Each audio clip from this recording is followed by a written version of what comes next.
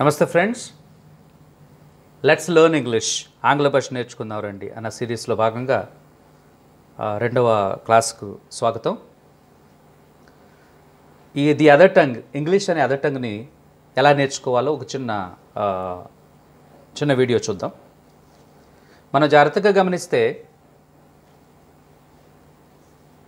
అన్ని భాషలను పక్కన పెడితే ఇంగ్లీష్ భాషకు మనం పర్టికులర్గా మాట్లాడాల్సి వస్తే ఇది ఇంగ్లీష్ లాంగ్వేజ్ బ్యాక్గ్రౌండ్. నేను హిస్టరీ ఆఫ్ ఇంగ్లీష్ లాంగ్వేజ్ చెప్పట్లేదు. ఈ గ్రామర్కి సంబంధించిన చిన్న ఎక్స్ప్లెనేషన్ చూడండి ఒకసారి. మనకి జనరల్గా లెటర్స్ ఆఫ్ ది ఆల్ఫాబెట్ అంటాం. ఆల్ఫాబెట్స్ అన్న వర్డ్ ఇంగ్లీష్లో యూజ్ చేయం మనం. ఆల్ఫాబెట్ అంటాం, లెటర్ ఆఫ్ ది ఆల్ఫాబెట్ అంటాం, లెటర్స్ ఆఫ్ ది ఆల్ఫాబెట్ అంటాం. Okay, so letters of the alphabet ఇంగ్లీష్లో మనకు తెలుసు 26 ఉన్నాయి. చూద్దాం తర్వాత వాటి గురించి. ఈ లెటర్స్ ఆఫ్ ది ఆల్ఫాబెట్ని సరైన క్రమంలో వాడుకుంటే వర్డ్స్ తయారవుతాయి మనకి. Okay, a good combination of the 26 letters of the alphabet, అంటే 26 ఒకేసారి వాడడం వర్డ్స్ తయారు చేయొచ్చు మనం. ఆ కాంబినేషన్ కూడా ఏంటంటే వవెల్స్ కాన్సనెంట్స్ కరెక్ట్గా కంబైన్ చేస్తే కొన్ని పదాలు తయారవుతాయి. A good combination of words will result in phrases, clauses, sentences. Okay, a good combination of phrases, clauses and sentences will result in good paragraphs. Paragraphs లో థాట్స్ ఉండాలి, థాట్స్తో పాటు లాంగ్వేజ్ గ్రామర్ కూడా బాగుండాలి. That's what I'm saying, good combination. తర్వాత good combination of paragraphs will result in what we call as chapters of books or stories, essays, novels, letters, emails etcetera. Okay, అంటే మనం ఒక మంచి ఇంగ్లీష్ సెంటెన్స్ రాయాలని అనుకుంటున్నప్పుడు దానికి బ్యాక్గ్రౌండ్లో ఉన్న వర్డ్స్ని నేర్చుకోవాలి మనం. కరెక్ట్ పదం కరెక్ట్ ప్లేస్లో వాడగలిగితే మంచి సెంటెన్సెస్ తయారవుతాయి, మంచి ఫ్రేజెస్ తయారవుతాయి, మంచి క్లాజెస్ తయారవుతాయి. అలాంటి మంచి సెంటెన్సెస్ అన్నీ థాట్ఫుల్గా ఒక పారాగ్రాఫ్లో తీసుకొస్తే that paragraph will become meaningful paragraph. అలాంటి మీనింగ్ఫుల్ పారాగ్రాఫ్స్ అన్నీ చక్కగా కంపైల్ చేసుకుంటూ పోతే థాట్ని బట్టి, థీమ్ని బట్టి మంచి స్టోరీస్, మంచి ఎస్సేస్, మంచి నావెల్స్, మంచి లెటర్స్, ఒక ఎస్ఎంఎస్, మంచి ఎస్ఎంఎస్ కూడా అవ్వచ్చు. ఓకే, సో ఒకసారి చూద్దాం రండి. First thing letters of the ఆల్ఫాబెట్ని ఒకసారి చెక్ చేద్దాం. మనకు తెలుసు AEIOU అంతే కదండి, చిన్నప్పుడు నేర్చుకునేవి. AEIOUని ఏమంటారు? వవెల్స్ అంటారు. మరి మిగతా 21 లెటర్స్ ఉన్నాయి కదా, అంతే కదా, 21 + 5, వీటిని కాన్సనెంట్స్ అంటారు. ఈ 21 కాన్సనెంట్స్లో XYని సెమీ వవెల్స్ అంటారు. సెంటెన్స్లో ఇవి they act also as vowels, XY. Okay, fry, FRY fry, ఆ Y అక్కడ సెమీ వవెల్గా పనిచేస్తుంది. ఓకే, కొంచెం ఫొనెటికల్గా చూస్తే ఈ AEIOU లెటర్స్ ఏవైతే ఉన్నాయి 5 లెటర్స్, వాటితో 20 సౌండ్స్ ఉంటాయి ఫొనెటిక్స్లో. ఈ 21 లెటర్స్ ఏవైతే ఉన్నాయో కాన్సనెంట్స్, వాటికి 24 సౌండ్స్ ఉంటాయి. అంటే అటు ఇటుగా చూస్తే 44 sounds, phonetic symbols, phonetic sounds, దానికి సంబంధించిన సింబల్స్ ఉంటాయి. ఇది కూడా మనం గమనించాలి. తెలుగు నేర్చుకున్నప్పుడు ఫర్ ఎగ్జాంపుల్ ఇది ఎప్పుడు కాకే, కాకి, ఇది ఎప్పుడు కాకి. ఓకే, ఇది ఎప్పుడు చాపే, చాప, ఇది ఎప్పుడు చేప. ఇంగ్లీష్ అలా ఉండదు, మనకు తెలుసు. ఫర్ ఎగ్జాంపుల్ ఇదేమో CHANT చాంట్ అవుతుంది. ఓకే, KICK ఏమో కిక్ అవుతుంది, లేదా ఇది క్రికెట్ అవుతుంది, ఇది కాన్ అవుతుంది. సపోజ్ ఇలా వాడేమనుకోండి CHAMPAGNE అని, ఇది షా అవుతుంది, షాంపేన్ అవుతుంది. సో మనకి లెటర్స్ ఆఫ్ ది ఆల్ఫాబెట్ ఉన్నాయి, దాన్ని మనం యూజ్ చేసుకుంటాం, వర్డ్స్ తయారవుతాయి.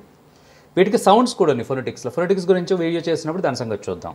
Just give an idea, AEIOU అన్నది లెటర్స్ 5 కానీ దానికి సంబంధించిన 20 సౌండ్స్ ఉన్నాయి. సో ఆర్టికల్స్ నేర్చుకునేటప్పుడు ఏఈఐఓయు లెటర్స్ చూడకూడదు మనం. ఏఈఐఓయుకి సంబంధించిన 20 సౌండ్స్ని గుర్తుపెట్టుకోవాలి. ఆ కాంటెక్స్ట్లో ముందే చిన్న బ్యాక్గ్రౌండ్ ఇచ్చాను. సో ఇందాక చెప్పినట్టు ఈ వవెల్స్ కాన్సనెంట్స్ కరెక్ట్ మిక్స్ చేస్తే వర్డ్స్ తయారవుతాయి మనకి. ఓకే, ఎస్ఎంఎస్ లాంగ్వేజ్లో మనం మ్యాక్సిమం ఏం చేస్తూ ఉంటాం, వవెల్స్ని లేపేస్తూ ఉంటాం. కొత్త మనం వర్డ్స్ తయారు చేసేసుకుంటూ ఉంటాం మనం. So if you remember, for example తెలుగులో చెప్పడానికి ట్రై చేస్తే చూడండి, నాకు బాగా నచ్చిన ఎగ్జాంపుల్ ఇది.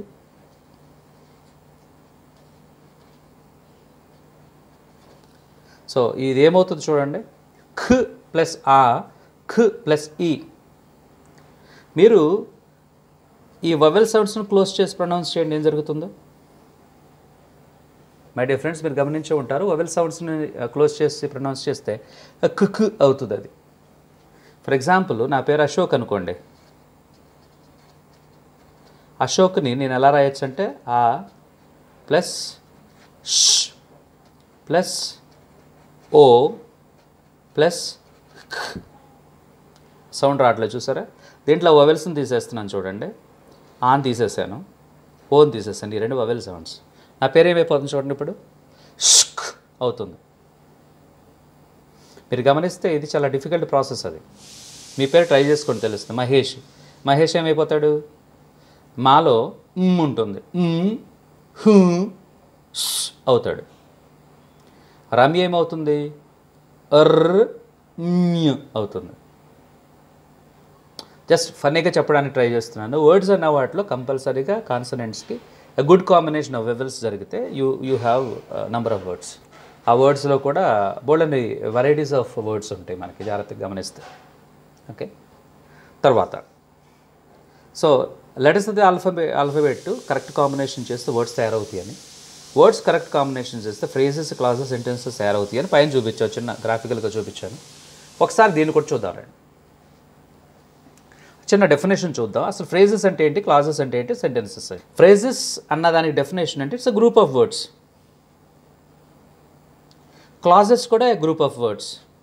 ఆ గ్రూప్ ఆఫ్ వర్డ్స్లో 2 వర్డ్స్ ఉండొచ్చు, 3 ఉండొచ్చు, 4 ఉండొచ్చు. That is not the criteria. Single word కాకుండా గ్రూప్ ఆఫ్ వర్డ్స్. సెంటెన్సెస్ కూడా గ్రూప్ ఆఫ్ వర్డ్స్. ఓకే, ఫ్రేజెస్లో it does not contain subject and predicate అండి ఇంటూ ఇది. Clause contains subject and predicate. Sentence contains subject and predicate. Subject and predicate అంటే సింపుల్గా చెప్పాలంటే subject అనేది దేని గురించి అయితే మాట్లాడతాం అది సబ్జెక్టు, ప్రెడికేట్ అంటే దాని గురించి ఏం మాట్లాడతామో అది ప్రెడికేట్ అవుతుంది. చూద్దాం, అది కూడా నెక్స్ట్ వీడియోస్లో చూద్దాం. తర్వాత మీనింగ్ చూడండి, సెన్స్, మీనింగ్. ఫ్రేజెస్కి కొంచెం మీనింగ్ ఉంటుంది, ఎంతో కొంత మీనింగ్ ఉంటుంది. నేను దాన్ని 25% 30% అంటాను. క్లాజెస్కి ఫ్రేజెస్ కన్నా కొంచెం ఎక్కువ మీనింగ్ ఉంటుంది. I put it like 70 or 80%. Sentences meaning ఏంటంటే 100% మీనింగ్ ఉంటుంది.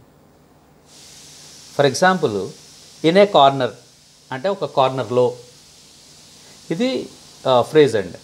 ఇన్ ఏ కార్నర్, ఒక corner. Which is in a corner, ఇది ఆ కార్నర్లో ఉన్న ఒక వస్తువు గురించి సూచిస్తుంది. Which is in a corner. Sentence ఏమవుతుందంటే the dustbin which is in a corner is old. ఇది కంప్లీట్ సెంటెన్స్ అండి. ఈ which is in a corner దేన్ని సూచిస్తుంది, డస్ట్బిన్ సూచిస్తుంది.